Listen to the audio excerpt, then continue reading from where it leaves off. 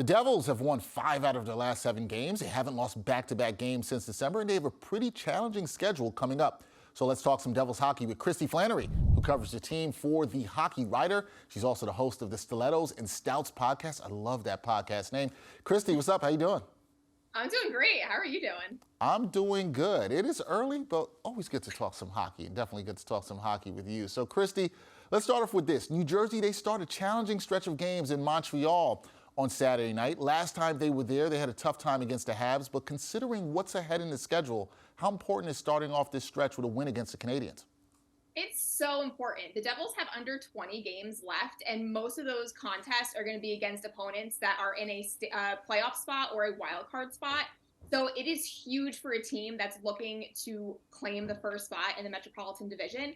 The thing with the Canadiens is they might have a record of 26, 33, and 6, but they cannot be taken lightly. The last time these two teams met each other, the Montreal goaltender made 38 saves, and the team in front of him had 28 block shots. So for tonight, this team needs to throw everything at the Montreal goaltender. Everything. Got to throw the kitchen sink, keep the pressure on offensively. We will see. So on Sunday, we talked about Saturday, but Sunday we're going to see a battle for the top 2 teams in the Metro as the Canes come to the Rock. The Devils pulled off a win in their last meeting against Carolina. So how do they get a dub and close the gap on the top spot in the division? This is a great matchup because the Devils are 7-2-1 in their last 10, and the Carolina Hurricanes are 8-2-0 in their last 10. So this is such a good challenge for Lindy Ruff's team. There's 2 things the Devils cannot do against this team. The first is they need to start the minute the puck drops to the ice. They cannot have a slow start, and we've seen kind of throughout the season that's been kind of an Achilles heel for this team is they don't really start on time sometimes. And the other thing is they cannot give up a late goal. And we've seen them do it with 9 seconds left in the period, 10 seconds left in the period.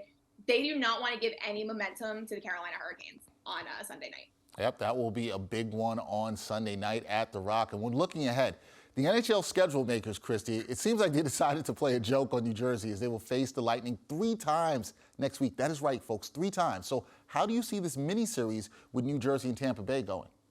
So it's 3 times in 6 days. And when I first saw it, I thought it was ridiculous.